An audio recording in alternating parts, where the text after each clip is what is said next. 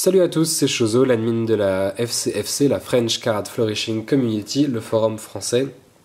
On ne parle donc que de fioritures avec des cartes flourishing, cardistry, XCM, quel que soit le nom que vous voulez lui donner. On ne parle là-bas que de ça. Alors, je vais continuer avec cette vidéo, ma série de tutoriels pour les grands débutants. Dans la vidéo d'avant, on a appris la coupe Charlier. Je voudrais avec cette vidéo vous apprendre une variation de la coupe Charlier qui s'appelle la Revolution Cut. La Revolution Cut a été inventée par Brian Tudor, je sais pas exactement quand, je dirais dans les années 90-2000. C'est une coupe très importante, vous la voyez partout, elle est dans énormément de séquences plus longues, parce que vous voyez, contrairement à la coupe Charlie dont je vous avais dit, elle a un feeling un peu primitif. Cette coupe là, elle a ce petit tour, c'est 180 degrés, qui lui donne un côté beaucoup plus flashy. Alors, comment est-ce qu'on fait la Revolution Cut? C'est pas très compliqué, mais au début vous allez un peu en chier, hein, comme pour tout. Vous allez commencer comme pour un charlier, donc vous allez mettre votre auriculaire au bas du jeu, passer au bout des doigts en straddle grip modifié, jusqu'ici vous savez tout. Vous allez faire comme au début d'un charlier, vous allez faire tomber un bout du jeu, okay, on va dire un tiers. Donc vous avez votre angle, que vous connaissez bien maintenant, cette position, vous avez à cette place ici pour le réceptionner tranquillement. Votre index vient ici, donc là encore on est en territoire connu, c'est là que ça va changer. C'est là qu'on fait plus un charlier. Regardez ce qui va se passer maintenant.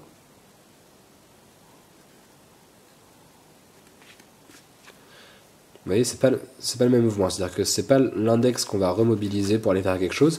C'est l'auriculaire. L'auriculaire, qu'est-ce qu'il va faire? Il va se mettre dans un espace entre la partie supérieure et la partie inférieure du jeu. Ça, c'est important. Donc, on est dans cette position, ok? Et il y a deux choses qui vont se passer en même temps. En fait, surtout une seule, mais on a l'impression que c'est deux. Mais là, une fois qu'on a fait... En fait, ces deux actions se font en même temps. C'est-à-dire qu'une fois qu'on a passé là, en même temps, on a... Je vais vous le dire ici. En même temps, voilà ce qui se passe ici, vous voyez. Le jeu est tenu... Enfin, la partie supérieure du jeu est tenue entre le pouce et l'index, et le majeur. Mais c'est le pouce et l'index qui font le mouvement. Et dans cette position, puisque ici, je suis maintenu entre la base de ma main et... je suis maintenu ici entre la base de ma main là, la base du pouce et l'auriculaire. J'ai toute la latitude possible, toute la latitude que je veux pour, je vais revenir ici, pour faire pivoter cette portion supérieure du jeu, d'accord?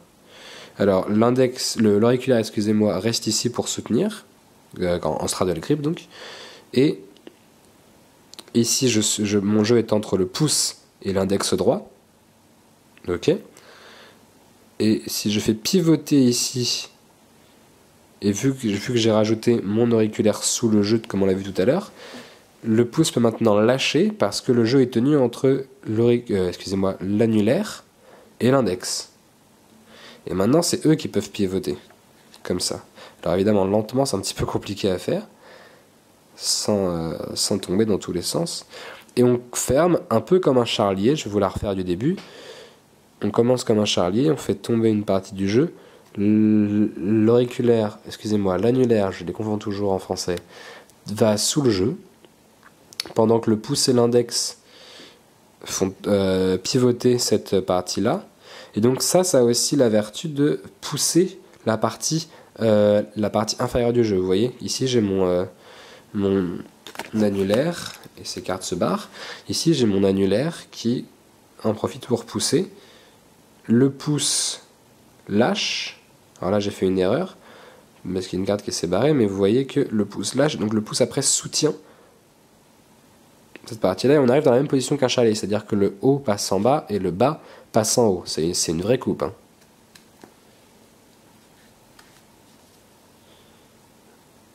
Hop, en dessous.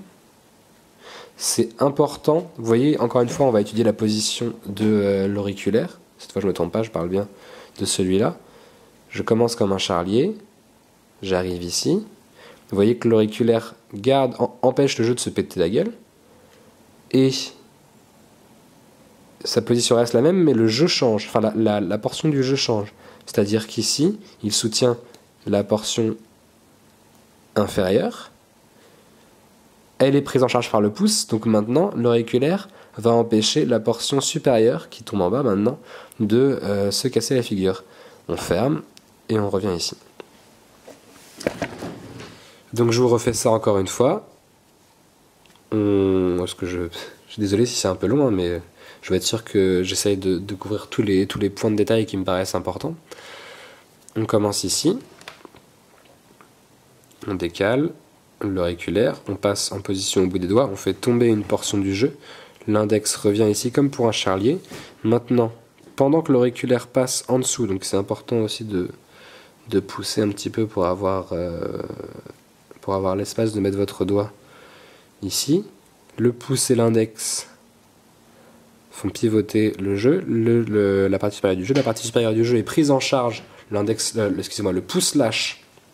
Donc maintenant on est ici, vous voyez que c'est perpendiculaire, et pas parallèle d'ailleurs. Je veux dire que le jeu n'est pas comme ça, mais contrairement à Charlie, mais comme ça. C'est l'annulaire et l'index qui ont le jeu, et on peut faire ce petit mouvement pour faire 90 degrés de plus au jeu, et on ferme comme un charlier. C'est très utile. C'est un mouvement extrêmement utile qui, là, quand il est fait à deux mains, aussi rend bien. Voilà, il n'y a pas grand chose de plus à dire. C'est une coupe extrêmement importante que je vous encourage vivement à apprendre. Elle n'est pas très facile au début, mais au bout d'une semaine et demie de travail, je pense que vous réussirez à commencer à bien la faire. Et puis, c'est comme pour tout, entraînez-vous. Vous avez besoin que d'une main et d'un jeu pour le faire, donc entraînez-vous devant la télé, devant le PC, devant une série, en écoutant de la musique, et puis ça finira par aller correctement. Et voilà.